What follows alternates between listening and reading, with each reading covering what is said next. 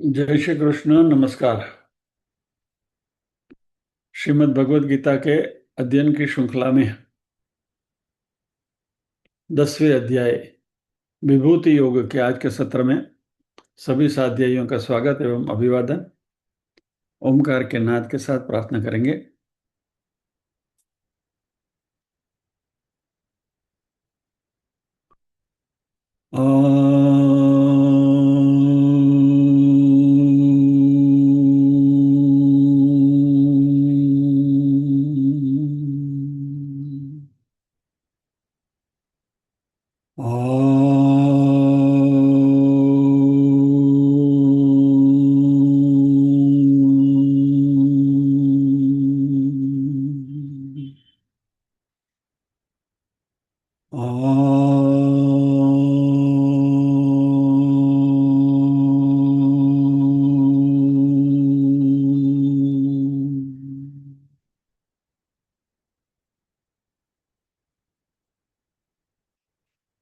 वक्रतुंड महाकाय सूर्यकोटिसमप्रभ निर्विघ्नं कुरु मे देव सर्वकार्येषु सर्वदा। या कुन्देन्दु तुषारहारधवला या शुभ्रवस्त्रावृता या वीणावरदण्डमण्डितकरा या श्वेतपद्मासना या ब्रह्माच्युतशङ्करप्रभृतिभिर्देवैः सदा वन्दिता सा मां पातु सरस्वती भगवती निःशेषजाड्यापहा।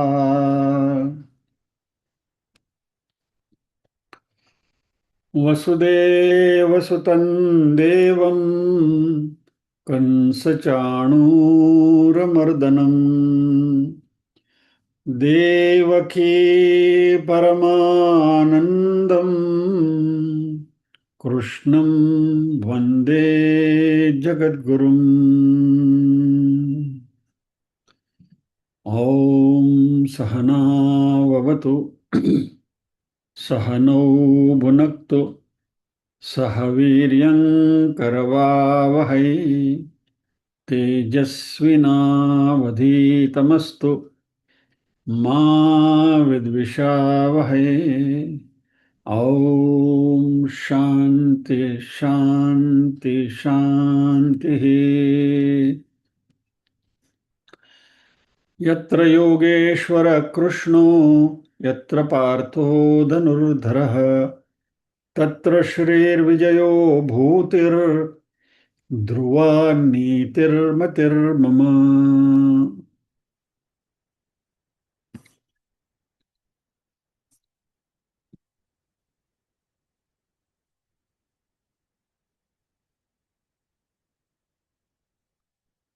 नीरुबेन 13मा श्लोक સુધી પારાયણ કરવાનું બેન।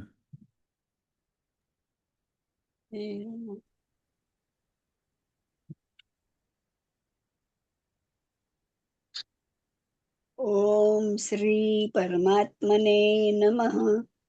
अथ दशमोऽध्यायः विभूति योग। श्री भगवानुवाच भूय एव महाबाहो शृणु मे परमं वचः यत्तेऽहं प्रीयमाणाय वक्ष्यामि हितकाम्यया न मे विदुःसुरगणाः प्रभवन्न महर्षयः अहमादिर्हि देवानां महर्षीणां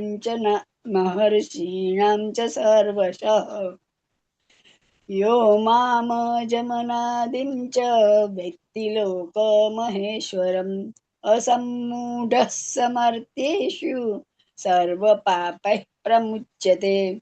बुद्धिर्ज्ञानमसम्मोहः क्षमा सत्यं दमः शमः। सुखं दुःखं भवो भावो भयं चाभयमेव च। अहिंसा समता तुष्टिस्तपो दानं यशो यशः। भवन्ति भावा भूतानां मत्त एव पृथग्विधः। महर्षयः सप्त पूर्वे चत्वारो मनवस्तथा मद्भावा मानसा जाता येषां लोक इमः प्रजाः। एतां विभूतिं योगं च मम यो वेत्ति तत्त्वतः। सो विकम्पेन योगेन युज्यते नात्र संशयः। अहं सर्वस्य प्रभवो मत्तः सर्वं प्रवर्तते इति मत्वा भजन्ते मां बुधा भावसमन्वितः। मच्चित्ता मतगत्प्राणा बोधयन्तः परस्परं कथयन्तश्च मां नित्यं तुष्यन्ति च रमन्ति च। तेषां सततयुक्तानां भजतां प्रीतिपूर्वकं ददामि बुद्धियोगं तं येन मामुपयान्ति ते। तेषामेवानुकम्पार्थ महमज्ञानजं तमः नाशयाम्यस्तभावस्थो ज्ञानदीपेन भास्वता। अर्जुन उवाच परं ब्रह्म परं धाम पवित्रं परमं भवन् पुरुषं शाश्वतं दिव्यमादिदेवमजं विभुम् आहुस्त्वां ऋषयः सर्वे देवर्षिर्नारदस्तथा असितो देवलो व्यासः स्वयं चैव ब्रवीषि मे। श्री कृष्ण। जय श्री जय श्री कृष्ण। कृष्ण। जय श्री कृष्ण भाई।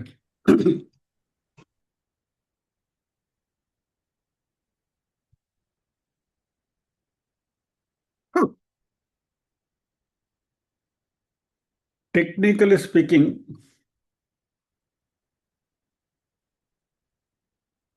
11वां श्लोक में 10वां अध्याय पूरा हो जाना चाहिए।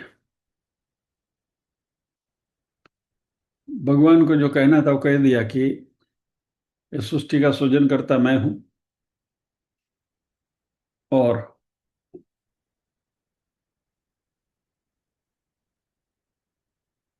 पूरी सृष्टि के कारण वही हैं। और सृष्टि में जहां जहां जो भी कुछ दिखाई देता है वो सारी मेरी विभूतियां हैं। ये भगवान के इस कथन से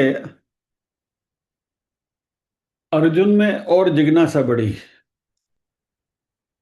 और भगवान की विभूति के बारे में अर्जुन ने स्वयं भगवान से ही श्रीमुख से जानना चाहा कि प्रभु की महत्ता क्या है। और इसलिए अर्जुन ने कुछ प्रश्न पूछे।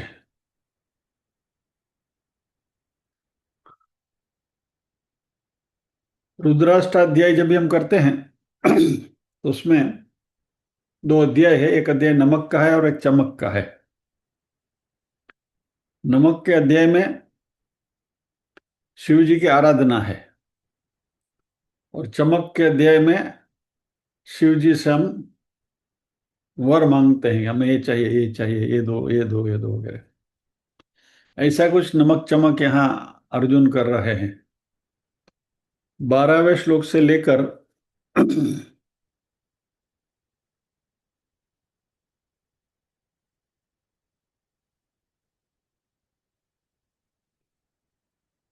15वें श्लोक तक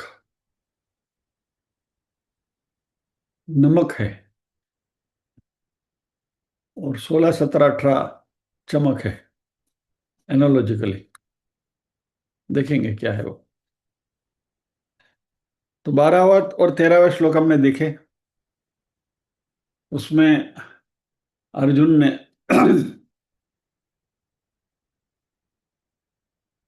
भगवान की स्तुति करी।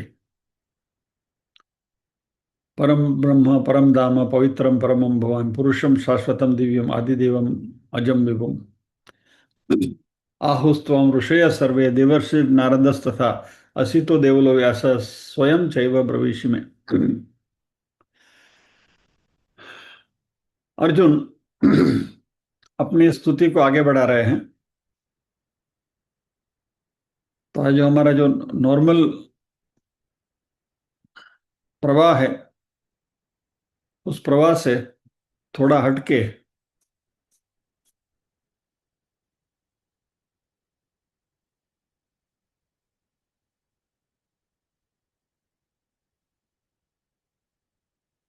सीधा सीधा श्लोक, उसका अर्थ और उसके ऊपर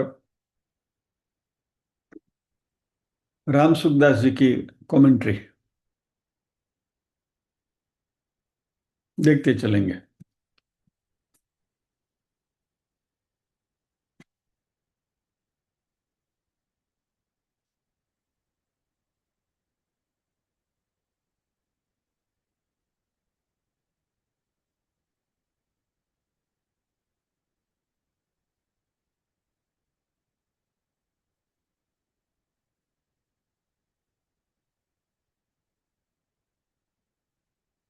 अच्छा, बिफोर वी प्रोसीड, जरा किन किन के पास साधक संजीवनी है, जरा दिलीप भाई।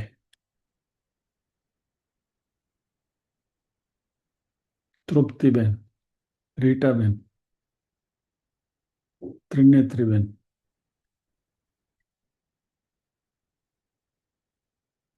विनायक भाई, बस त्रिनेत्री बहन की मैं तुम्हारा अगेन विनायक भाई, त्रिनेत्री बहन, रीटा बहन, तृप्ति बहन, दिलीप भाई। जिनके पास नहीं है उनको मैं गुजारिश करूंगा, रिक्वेस्ट करूंगा कि साधक संजीवनी तो होनी चाहिए और सभी भाषाओं में मिलती है। आपको जो भी भाषा चाहिए, गुजराती, हिंदी, मराठी, अंग्रेजी, कन्नड़, तमिल, सभी भाषाओं में उसका ट्रांसलेशन हुआ है। तो आपकी जो भी चाहती भाषा है उस भाषा में साधक संजीवनी की कॉपी उपलब्ध कर लीजिए। This is a text book for us. साधक संजीवनी आपको लेने के लिए इसका इसलिए कह रहा हूं कि कभी भी कोई श्लोक में कहीं भी कोई, मान लीजिए कि कोई रेफरेंस देखना है, कोई शब्द का अर्थ समझ में नहीं आता है, श्लोक को ढंग से समझना है, तो साधक संजीवनी इज ए रेडी रेफरेंस। तो सबसे मैं गुजारिश करूंगा स्वामी रामसुखदास जी की गीता प्रेस की साधक संजीवनी आप मंगवा लीजिए। गीता प्रेस की गाड़ियां कई जगह पर आपको खड़ी हुई भी दिखेंगी, तो वहां जाकर आप ले सकते हैं। बोरीवली में गीता प्रेस की शॉप भी है, वहां से भी आप जाकर ले सकते हैं, बोरीवली ईस्ट में। एनीवे, आइए तो हम 14वें श्लोक में प्रवेश करते हैं। सर्वमेतद्रुतं मन्ये यन्मां वदसि केशव, न हि ते भगवन् व्यक्तिं विदुर्देवान दानवः। सर्वम एतद् ऋतं मन्ये, ये सब मैं सत्य मानता हूं।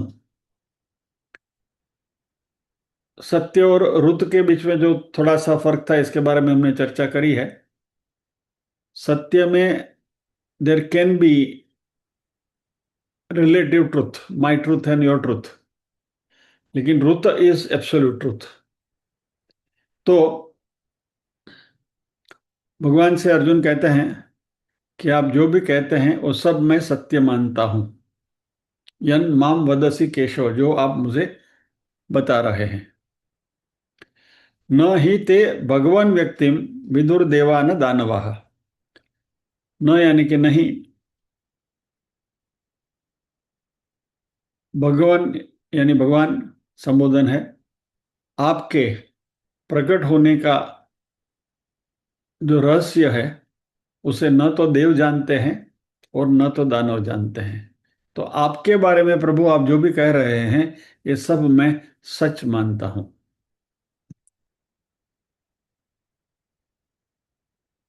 चलो दिलीप भाई वांचो।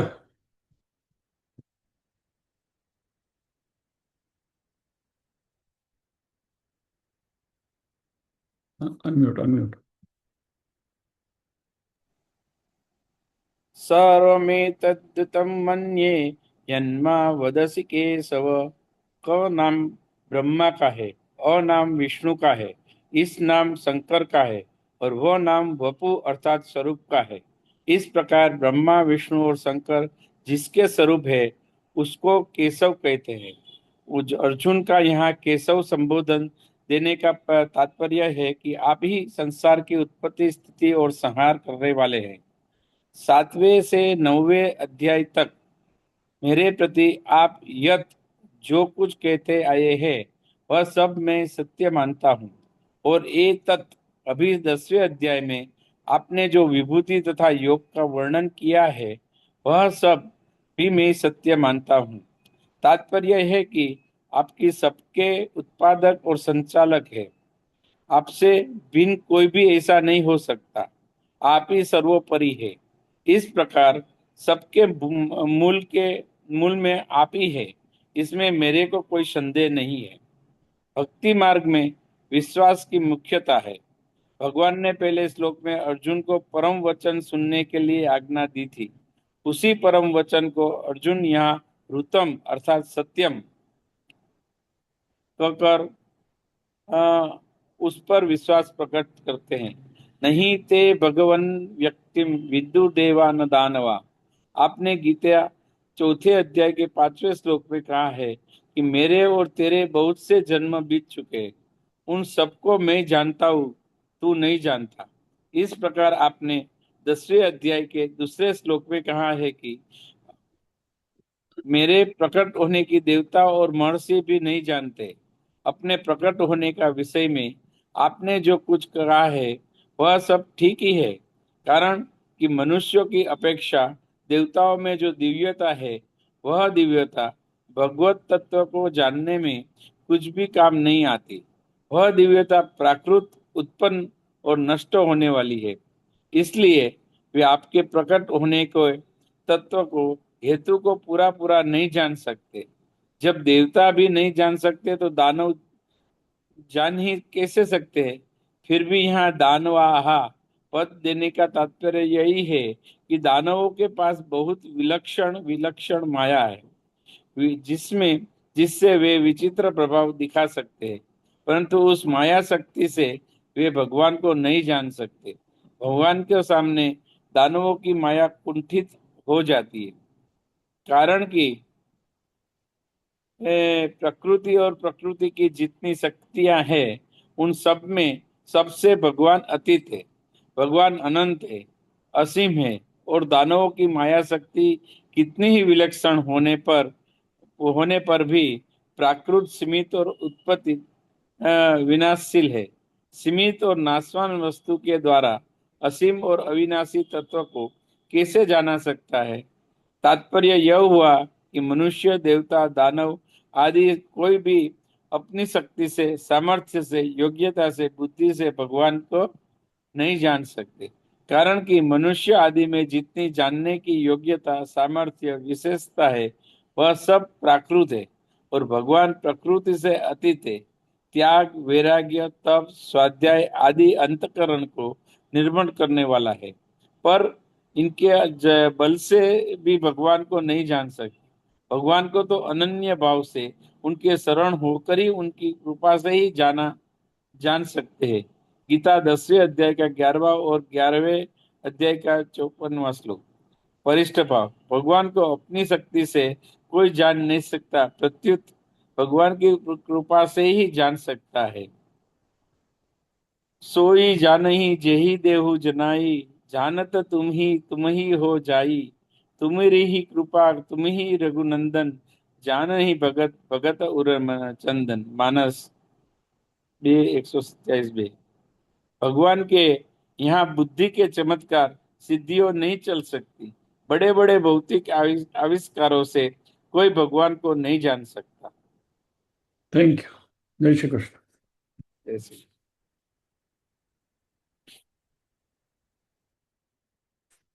इसमें हमने ये देखा कि केशव संबोधन, इसके बारे में हम पहले भी चर्चा कर चुके हैं। ईश्वर वो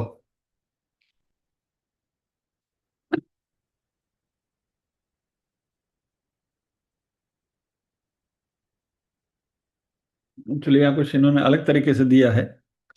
क एक्चुअली ब्रह्मा है, ईश यानी शिव जी हैं, और वो विष्णु है।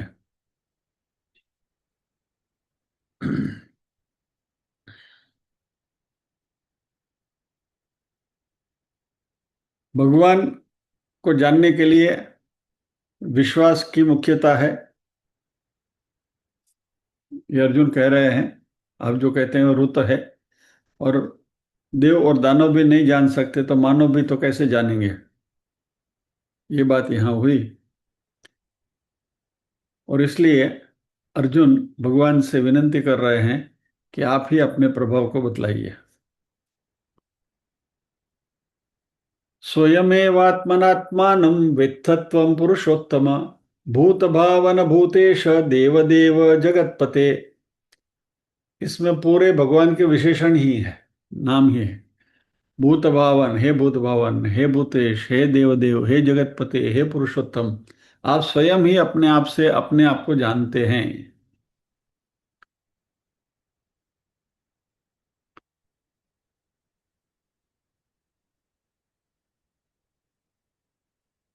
इसके बारे में हम बाद में चर्चा करेंगे। स्वयं एवं आत्मनात्मानम वेत्थत्वम, भगवान अपने आप को अपने आप से ही जानते हैं। अपने आप को जानने में उन्हें किसी प्राकृत साधन की आवश्यकता नहीं होती। भगवान को अपने अपने खुद को जानने के लिए doesn't need any other instrument और एनी अदर हेल्प, और कोई उपकरण की जरूरत नहीं है। भगवान को छोड़ो, आपको भी अपने आप को जानने के लिए और किसी के रेफरेंस की जरूरत होती है क्या? नहीं होती है।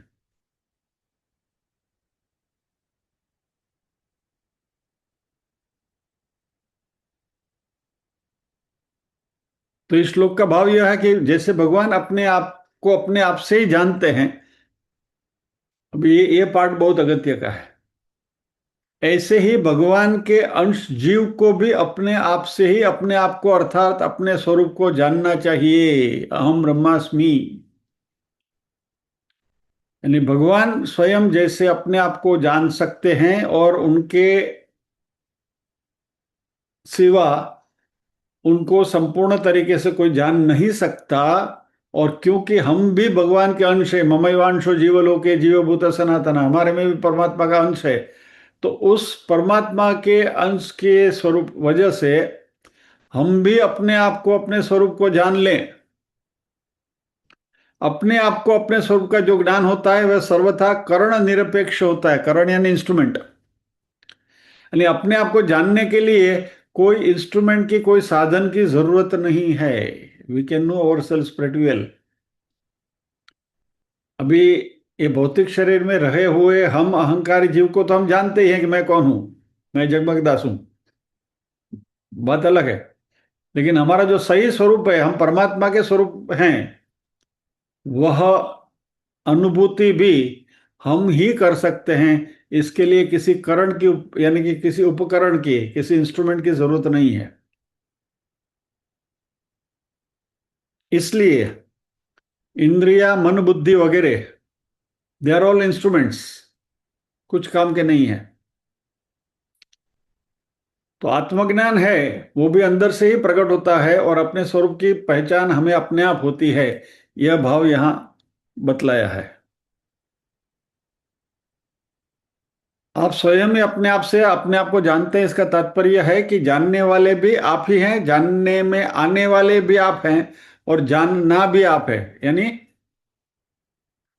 ज्ञाता, ज्ञेय और ज्ञान, ये सब आप ही हैं, सब कुछ आप हैं, आपके सिवा और कोई नहीं है।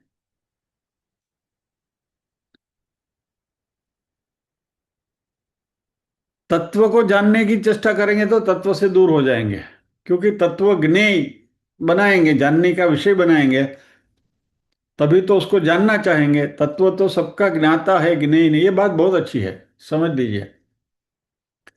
आत्म तत्व को जानने की हम कोशिश नहीं कर सकते, we can not do that. यानी उसको हम ऑब्जेक्ट, विषय नहीं बना सकते, ज्ञेय जानने का विषय नहीं बना सकते। It can not be an object of knowledge. अपना आत्मज्ञान जो है वो स्वयं स्फुरित ही होता है, अंदर से ही प्रकट होता है। और इसलिए अभी आगे जैसे हमने देखा कि ज्ञाता, ज्ञेय और ज्ञान, ये त्रिपुटी एक ही हो जाती है। यानी कि ज्ञेय भी आत्म तत्व है, उसको जानने वाला ज्ञाता भी आत्म तत्व है, और जिस प्रोसेस से ये सारी प्रक्रिया घटती है वो भी आत्म तत्व के द्वारा ही आत्म तत्व को आत्म तत्व जानता है। यानी संस्कृत की तीनों विभक्तियां, प्रथमा, द्वितीया और तृतीया, कर्ता, कर्म और करण, तीनों का एकीकरण हो जाता है जब आत्म तत्व को जानने का विषय आता है। तो सबके ज्ञाता का और कोई ज्ञाता नहीं हो सकता, परमात्मा के ज्ञाता हम नहीं हो सकते। परमात्मा अपने आप को जिस तरीके से जानते हैं वैसा और कोई जान नहीं सकता, ऐसा अर्जुन का कहना है। और स्वामी राम सुखदास जी यहाँ उदाहरण देते हैं कि जैसे आंख से सबको देखते हैं पर आंख से आंख को नहीं देखा जा सकता।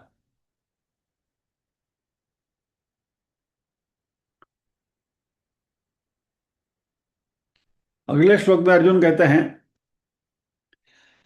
वक्तुमर्हस्य शेषेण दिव्या ह्यात्मविभूतयः याभिर्विभूतिर्लोकानां, सॉरी, याभिर्विभूतिभिर्लोकानि मांस्त्वं व्याप्य तिष्ठसि। वक्तुमर्हस्य शेषेण दिव्या ह्यात्मविभूतयः याभिर्विभूतिभिर्लोकानि मांस्त्वं व्याप्य तिष्ठति। इसलिए जिन विभूतियों से आप इन संपूर्ण लोकों को व्याप्त करते हैं, व्याप्त करके स्थित हैं, तिष्ठसि, अपनी दिव्य विभूतियों का संपूर्ण वर्णन करने में आप ही समर्थ है। वही बात वापस अर्जुन दोहरा रहे हैं।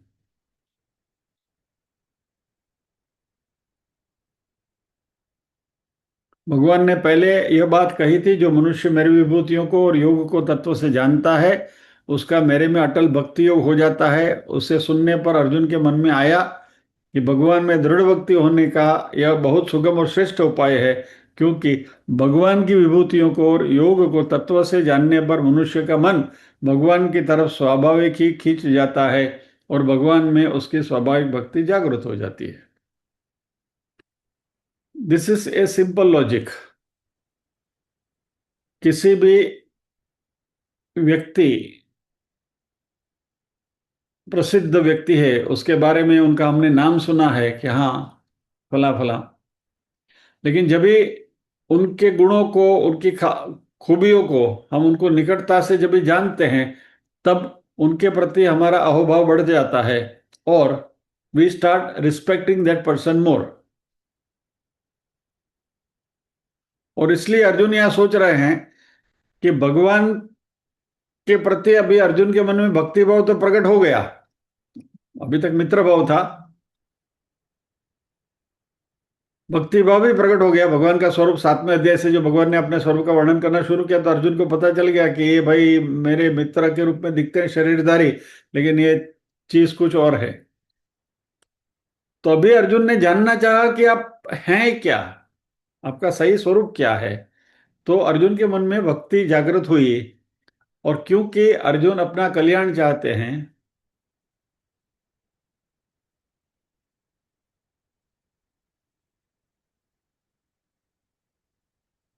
और भक्ति के मार्ग से ही अर्जुन को ऐसा लगता है कि मेरा कल्याण होगा, वही सर्वश्रेष्ठ उपाय है। तो अभी अर्जुन भगवान से विनती करते हैं, अभी ये चमक का पोर्शन आया, कि जिन विभूतियों से आप संपूर्ण लोकों को व्याप्त कर के स्थित हैं, उन अलौकिक विलक्षण विभूतियों का विस्तार पूर्वक संपूर्णता से वर्णन कीजिए। शिष्यस्ते हम शादी माम त्वाम प्रपन्नम। कारण कि उनको कहने में आप ही समर्थ हैं, आपके सिवाय उन विभूतियों को और कोई नहीं कह सकता। वक्तुम अर्हस्य शेषेण, वक्तुम अर्हसि अशेषेण, यहां संधि है। वक्तुम यानी कहने को सक्षम है, अर्हसि हैं, अशेषेण यानी विदाउट रिमाइंडर, यानी कुछ भी नहीं बचते हुए, शेष नहीं रखते हुए अब सब कुछ आप बता सकते हैं। इसलिए आप अपनी विभूतियों को पूरी पूरी बता दें, कुछ भी बाकी न रखें। अशेषेण किसे? दिव्या ही आत्मविभूतयः, ये सारी विभूतियों को दिव्य कहा है अर्जुन ने, क्योंकि संसार में जो भी कुछ विशेषता दिखती है वो दिव्य है। और जहां भी जहां ये दिव्यता या तो विशेषता दिखाई देती है, पहले भी हम ये बात चर्चा कर चुके हैं कि यह परमात्मा का स्वरूप है, ऐसा हमें जानना है। तो कहीं भी कुछ विशेषता में दिखाई दें, वहां परमात्मा है, इस बात को मन में रखें।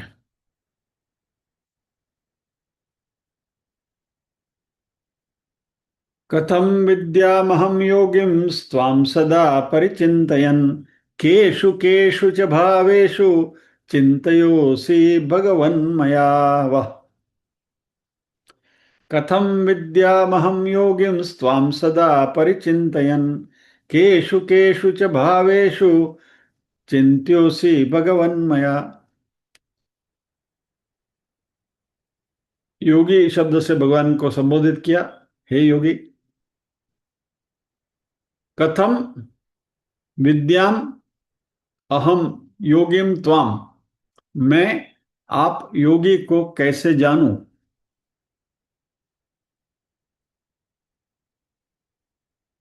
सदा परिचिंतयन यानी उसका निरंतर चिंतन करते हुए, क्योंकि पहले भगवान ने बताया है ना 9वें अध्याय में भी, जो सातत्य से मेरा चिंतन करता है, बराबर। तो अभी अर्जुन ने वो बात पकड़ ली है कि भाई सातत्य से मैं आपके बारे में सोचता हूं, चिंतन करता हूं, तो आपको सही तरीके से कैसे जानूं? और केशु केशु भावेषु मया, कौन कौन से भावों में आपके बारे में मैं सोच सकूं, आपके बारे में मैं चिंतन कर सकूं।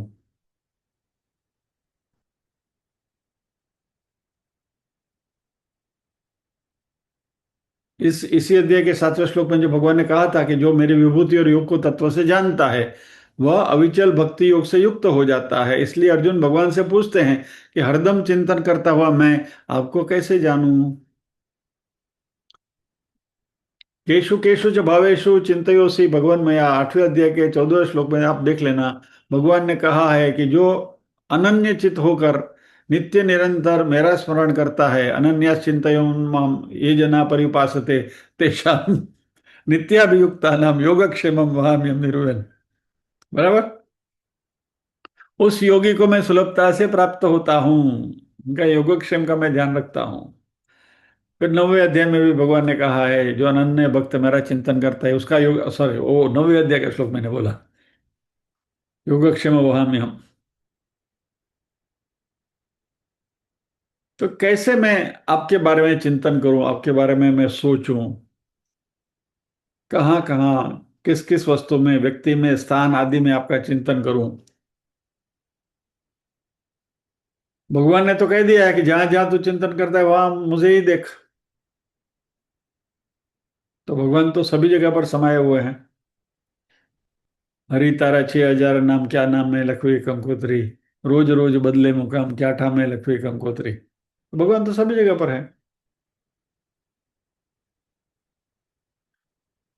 तो अर्जुन के प्रश्न का तात्पर्य है कि हे भगवान, आप किन किन रूपों में प्रकट हुए हैं जिन रूपों में मैं आपका चिंतन कर सकूं।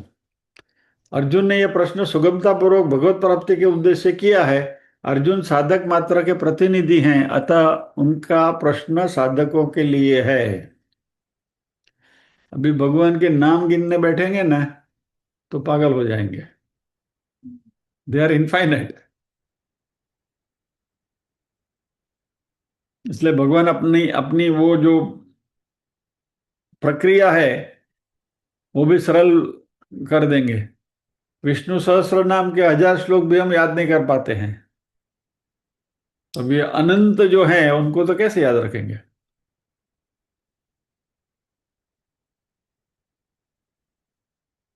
अर्जुन भगवान श्री कृष्ण को तो जानते थे पर उनके समग्र रूप को नहीं जानते थे। उनमें भगवान के समग्र रूप को जानने की जिज्ञासा थी, इसलिए वे पूछते हैं कि मैं आपके समग्र रूप को कैसे जानूं, किन रूपों में मैं आपका चिंतन करूं। इससे सिद्ध होता है कि विभूतियां गौण नहीं हैं, प्रत्युत भगवत प्राप्ति का माध्यम होने से मुख्य है। विभूति रूप से साक्षात भगवान ही है। जब तक मनुष्य भगवान को नहीं जानता तब तक उसमें गौण अथवा मुख्य की भावना रहती है। भगवान को जानने पर गौण अथवा मुख्य की भावना नहीं रहती, क्योंकि भगवान के सिवा कुछ है ही नहीं। फिर उसमें क्या गौण और क्या मुख्य, सब कुछ परमात्मा ही है। तात्पर्य है कि गौण अथवा मुख्य साधक की दृष्टि में है, भगवान और सिद्ध की दृष्टि में नहीं।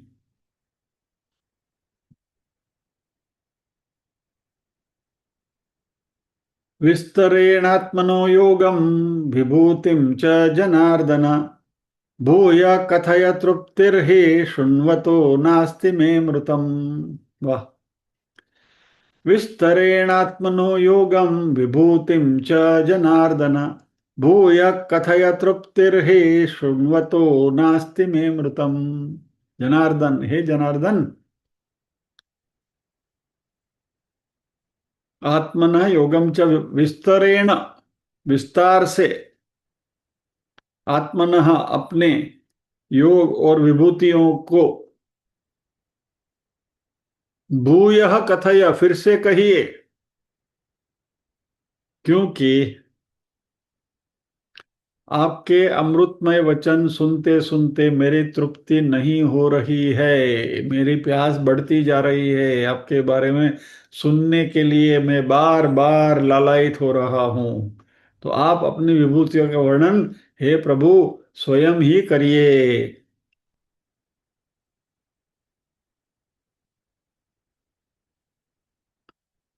भगवान ने 7वें और 9वें अध्याय में ज्ञान विज्ञान का विषय खूब कह दिया। इतना कहने पर भी उनकी तृप्ति नहीं हुई, इसलिए 10वां अध्याय अपनी ओर से कहना शुरू कर दिया। भगवान ने 10वां अध्याय आरंभ करते हुए कहा कि तू मेरे परम वचन को सुन, शुण्व में परमम वचा। ऐसा सुनकर भगवान की कृपा और महत्व की तरफ अर्जुन की दृष्टि विशेषता से जाती है और वे भगवान से फिर सुनाने के लिए प्रार्थना करते हैं। चमकम। अर्जुन कहते हैं कि आप अपने योग और विभूतियों को विस्तार पूर्वक फिर से कहिए, कहते ही रहिए, अच्छा लगता है, कहते रहो, अच्छा लगेगा ना, है ना। तो आप अपने योग और विभूतियों को विस्तार पूर्वक फिर से कहिए, क्योंकि आपके अमृतमय वचन सुनते हुए तृप्ति नहीं हो रही है, मन करता है कि सुनता ही रहूं। भगवान की विभूतियों को सुनने से भगवान में प्रत्यक्ष आकर्षण बढ़ता देखकर अर्जुन को लगा कि इन विभूतियों का ज्ञान होने से भगवान के प्रति मेरा विशेष आकर्षण हो जाएगा और भगवान में सहज ही मेरी दृढ़ भक्ति हो जाएगी। इसलिए अर्जुन विस्तार पूर्वक फिर से कहने के लिए प्रार्थना करते हैं। भूयः कथय तृप्तिर्हि शृण्वतो नास्ति मे मृतम। अर्जुन श्रेय का साधन चाहते हैं। हमने देखा श्रेय और प्रेय क्या है, तो अर्जुन को श्रेय चाहिए। और भगवान ने विभूति एवं योग को तत्व से जानने का फल अपने में दृढ़ भक्ति बताया। इसलिए अर्जुन को विभूतियों को जानने वाली बात बहुत सरल लगी कि मेरे को कोई नया काम नहीं करना है, नया चिंतन नहीं करना है, प्रत्युत जहां कहीं विशेषता आदि को लेकर मन का स्वाभाविक खिंचाव होता है, वहीं उस विशेषता को भगवान की मानना चाहिए। इससे मन की वृत्तियों का प्रवाह संसार में न होकर भगवान में हो जाएगा, जिससे मेरी भगवान में दृढ़ भक्ति हो जाएगी और मेरा सुगमता से कल्याण हो जाएगा। कितनी सीधी सरल और सुगम बात है। इसलिए अर्जुन विभूतियों को फिर कहने के लिए, दोहराने के लिए प्रार्थना करते हैं। जैसे कोई भोजन करने बैठे और भोजन में कोई प्रिय वस्तु बढ़िया मालूम दे तो उसमें उसकी रुचि बढ़ती है, वो बार बार उस प्रिय वस्तु को मांगता रहता है। पर उस रुचि में दो बाधाएं लगती हैं। एक तो वह वस्तु अगर कम मात्रा में होती है तो पूरी तृप्ति पूर्वक नहीं मिलती, और दूसरी, वह वस्तु अधिक मात्रा में होने पर भी पेट भर जाने से अधिक नहीं खाई जा सकती। ये हमारे भौतिक भोजन की बात है। માનો કે તમે જમવા ગયા ને તમને પાત્રા બહુ ભાવ્યા, आप पात्रा खाते रहो खाते रहो खाते रहो, खत्म हो गया,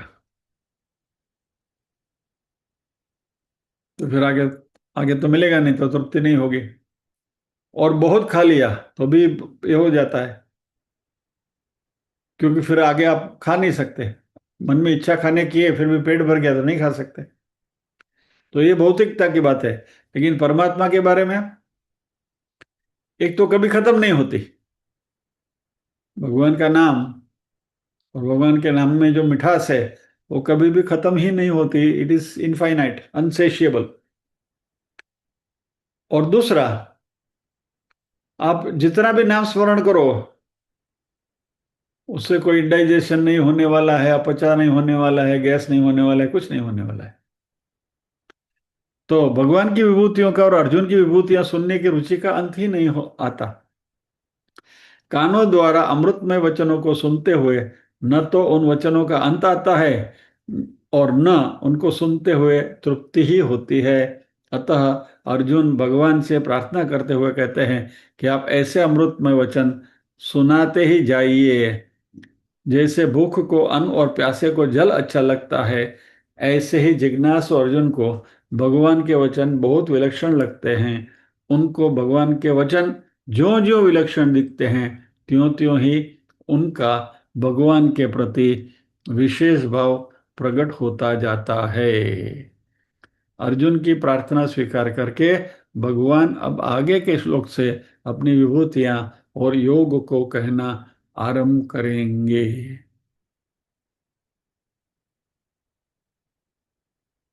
बस पति की आज के सत्र को यहाँ विराम देंगे, प्रार्थना करेंगे।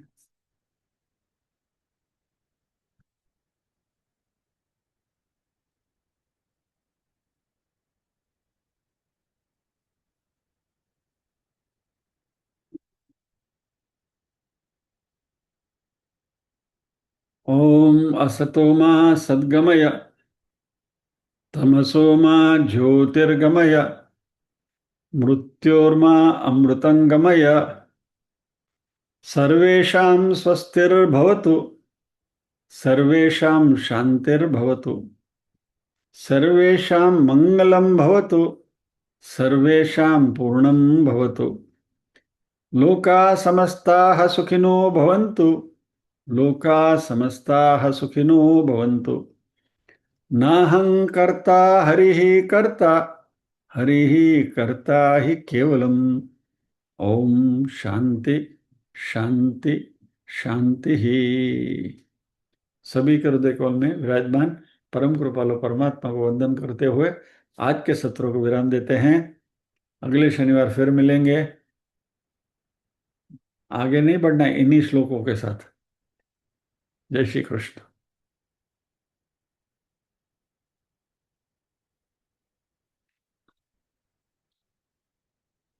मैंने आज जो नाटक किया वो मुझे कंटाला आ रहा था भी नहीं है, मैंने तैयारी नहीं की है वो भी नहीं है। ये सारे श्लोक जो हैं इसकी चर्चा एक एक श्लोक को लेकर यदि हम हमारे रेगुलर मेथड से करने जाएंगे तो उसमें रसभंग हो सकता है।